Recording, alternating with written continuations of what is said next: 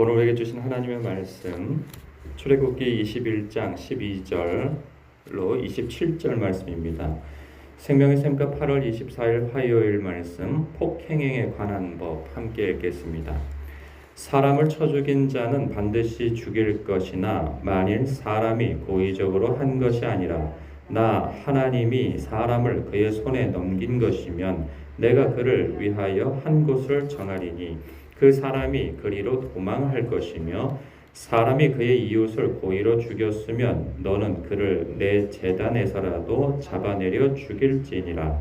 자기 아버지나 어머니를 치는 자는 반드시 죽일지니라. 사람을 납치한 자가 그 사람을 팔았든지 자기 수하에 두었든지 그를 반드시 죽일지니라. 자기의 아버지나 어머니를 저주하는 자는 반드시 죽일지니라. 사람이 서로 싸우다가 하나가 돌이나 주먹으로 그의 상대방을 쳤으나 그가 죽지 않고 자리에 누웠다가 지팡이를 짚고 일어나 걸으면 그를 친 자가 형벌은 면하되 그간의 손해를 배상하고 그가 완치되게 할 것이니라.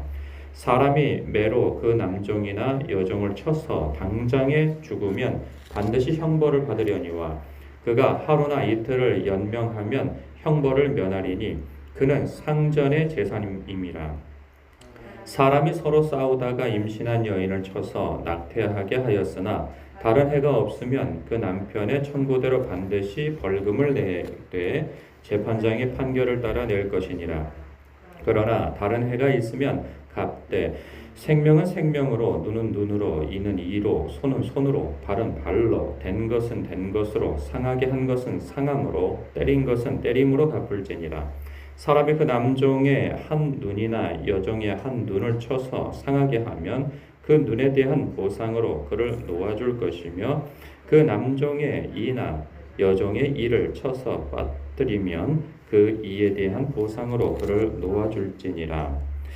아멘. 아무리 하나님께서 통치하는 나라가 될지라도요, 그 온전한 하나님의 나라가 임하기 전 이 세상에서 사는 이상 분쟁과 이 사람이 사는 속에서는 어울려 사는 속에서는 분쟁과 갈등이 없을 수가 없죠. 그래서 사회 질서를 유지하기 위한 법을 제정하여서 하나님께서 주고 계심을 봅니다. 오늘은 폭행에 관한 법인데요. 먼저는 사형에 관한 이 죄를 주셨어요. 그리고 이제 어떤 배상이나 보복에 관련된 이런 말씀을 또 법을 주셨는데요. 이것은 오늘날 법에 비하면 굉장히 단순한 법이죠. 오늘날 적용되어지는 법도 있는가 하면 전혀 적용될 수 없는 법도 있고 그래요. 이것을 자세히 다루기보다는 전체적으로 이렇게 정리하자면 사형에 해당할 때 이 어떤 폭행에 관련된 이러한 법에서 어떻게 법적으로 이 분쟁을 해결하는가에서 볼 때 이 사형에 해당하는 이러한 어떤 법이 있어요. 그러면 거기에서 똑같이 사람을 죽였어도 어떤 것은 사형에 해당하고 어떤 것은 어떤 사형에 해당하지 않는 그러한 법으로 나누어지고 있는 것을 보죠. 보면 그 기준이 고의적으로 사람을 죽였는가 아니면 우발적으로 사람을 죽였는가 이것에 따라서 사형이 정해지고 그렇지 않은 것을 또 보게 되고요.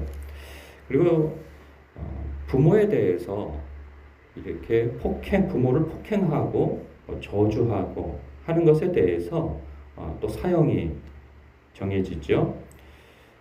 이것은 오늘날 적용되어지는 법은 아니죠. 부모를 저주했다고 하여서 부모를 험담하고 욕을 했다고 해서 죽게 되어지지는 않잖아요. 이건 어떤 도덕법에 해당하는 건데 하나님의 율법에서는 이거 사형에 처한다라고 이렇게 딱 정해져 있죠. 그런가 하면 납치와 인신매매, 그러니까 인신매매를 하여서 이렇게 하기 위하여서 납치하는 그런 것에 대해서도 사형에 해당한다 하죠.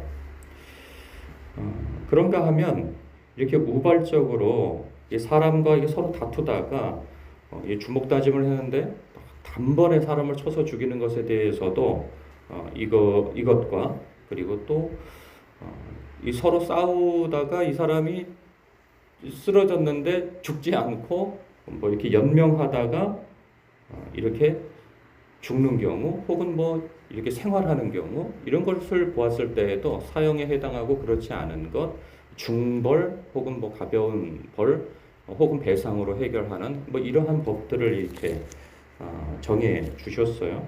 우리가 보면서 이게 익숙한 법이 있어요. 이게 뭐냐면 24절이죠. 23절부터 보면 이 배상에 관련된 건데 생명은 생명으로, 눈은 눈으로, 이는 이로, 손은 손으로, 발은 발로, 된 것은 된 것으로, 상하게 한 것은 상함으로, 때린 것은 때림으로 갚을지니라. 이건 우리는 뭐 요것만 기억하죠. 눈은 눈으로, 이는 이로. 이 동해 보복법이라 하여서 그 고대 근동에서 이미 행해지고 있는 법이기도 한데 이 법을 주셨는데 이 법은 사람들이 사실 많이 악용을 하죠.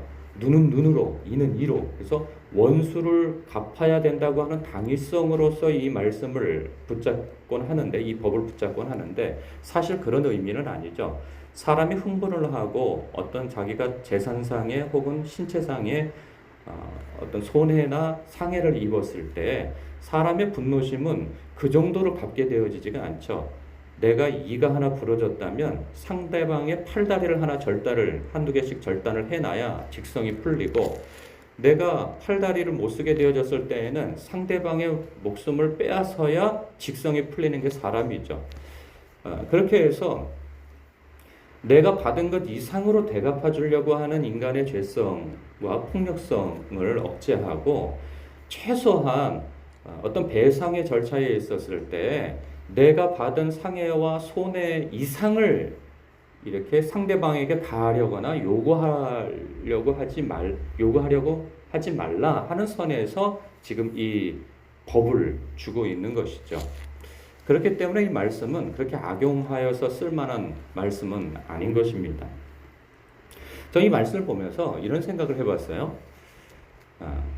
유대인들이 율법을 지킴으로 인하여서 자기가 의롭다 함을 이야기하잖아요. 여러분, 이것만, 물론 이게 사실 굉장히 축소되어져 있는 법인데, 유대인, 우리가 이렇게 딱 봤을 때, 이런 거 있잖아요. 나는 살인하지 않아. 난 누구를 죽이지 않아. 난 누구를 해코지하지 않는다고. 그리고 난 누구를 납치하지 않아. 그리고 나는 내가 받은 손해 이상을 요구하지 않아. 그러면 의로울까요? 의로운 사람이 되나요? 최소한 사실 오늘날 기준으로 볼 때에도 그 정도는 사실 너무 약한 거예요. 오늘날 법이 얼마나 복잡합니까? 그 법 기준에서 볼 때에도 이 정도 안 한다고 해서 의로운 거 아니거든요.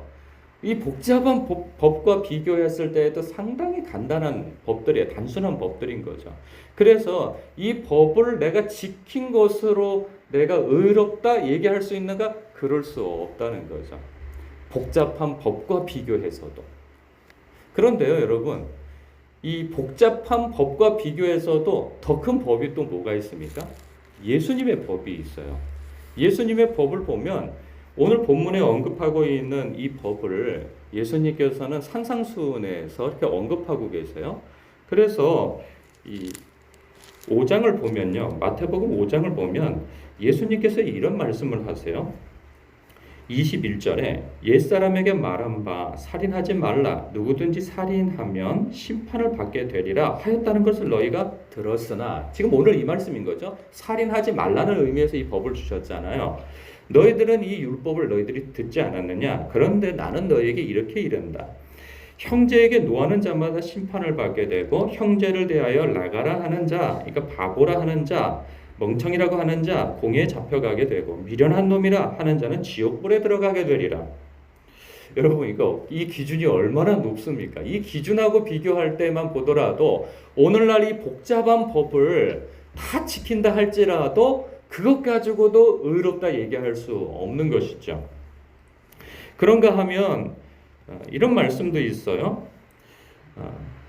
38절에 보면 오늘 본문 말씀에 23절 이하의 말씀이 여기에 언급되어져요. 또 눈은 눈으로 이는 이로 갚으라 하였다는 것을 너희가 들었다. 그런데 나는 너희에게 이른다. 악한 자를 대적하지 말라. 누구든지 내 오른편 뺨을 치거든 왼편도 돌려대며 또 너를 고발하여 속옷을 가지고자 하는 자에게 겉옷까지도 가지게 하며 또 누구든지 너를 억지로 오리를 가게 하거든 그 사람과 심리를 동행하고 내게 구하는 자에게 주며 내게 꾸고자 하는 자에게 거절하지 말라. 그렇죠? 이거 너희는 그러니까 이 율법에 나와 있는 눈은 눈으로 이는 이로 이 정도로서 배상을 받으려고 하는데 이것도 하지 말라는 거예요. 이것조차도 이거 뭐 지킬 수 예수님의 법으로만 비교하더라도 오늘날 배상이나 여러 가지 민사 사건에 관련되어져서 있는 것도 예수님께서는 더 큰 기준을 요구하신단 말이죠. 그랬을 때 오늘날 법을 다 지킨다고 해서 의로울 수 있느냐? 그렇지 못하다라는 거죠. 그런가 하면 또 더 나아가서 이런 말씀을 하세요. 예수님은 또 내 이웃을 사랑하고 내 원수를 미워하라 하였다는 것을 너희가 들었으나 나는 너희에게 이르노니 너희 원수를 사랑하며 너희를 박해하는 자를 위하여 기도하라. 이같이 한즉 하늘에 계신 너희 아버지의 아들이 되리니 이는 하나님이 그 해를 악인과 선인에게 비추시며 비를 의로운 자와 불의한 자에게 내려주심이라. 너희가 너희를 사랑하는 자를 사랑하면 무슨 상이 있으리요? 세리도 이같이 아니하느냐? 또 너희가 너희 형제에게만 무난하면 남보다 더하는 것이 무엇이냐? 이방인들도 이같이 아니하느냐? 그러므로 하늘에 계신 너희 아버지 온전하신 것 같이 너희도 온전하라. 굉장히 큰 어떤 기준을 주시고 계세요. 이 율법을 보면서 우리는 이런 생각이 들죠. 사람들이 많이 그런 생각을 합니다. 나는 법 없이도 살 사람이야. 누구는 법 없이도 살 사람이야. 라고 생각하면서 기독교인들과 비교하여서 나는 저들과 달라. 난 저들에 비하면 오히려 천국에 가도 내가 갈 수 있지라고 하는 것이 사회적인 법이나 윤리 도덕을 지킨다고 해서 자기가 의롭다 이야기를 하는데 여러분 세상에서 요구하는 그거 지킨다고 해서 의롭게 될 수 없다는 것이 서로 비교만 하더라도 알 수가 있잖아요. 근데 우리가 이런 생각이 듭니다.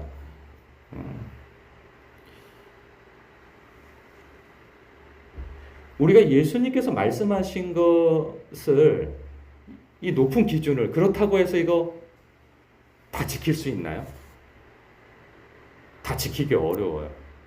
무엇이 빠지면 하나님을 향한 사랑이 빠지고 하나님께서 나를 향한 어떤 사랑과 은혜로 나를 구원하시고 나를 자녀 삼으시고 의롭게 하셨는지 그 과정에 대한 이해와 인정이 빠지면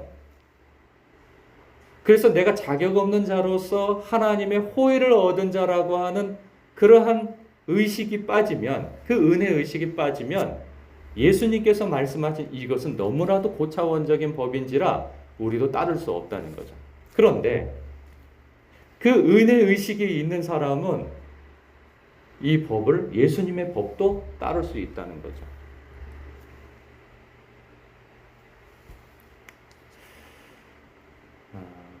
그래서 중요한 것은 무엇일까? 오늘 이 말씀을 보면서 나는 사람을 때리지 말아야지, 폭력을 행하지 말아야지, 내가 뭘 손해를 입었거든, 그 정도만 얻어야지 하는 것에서 머무를 말씀이 아니고 우리 안에 은혜의식을 회복하는 것이 참 중요하다 하는 생각이 더 드는 말씀이라 여겨집니다.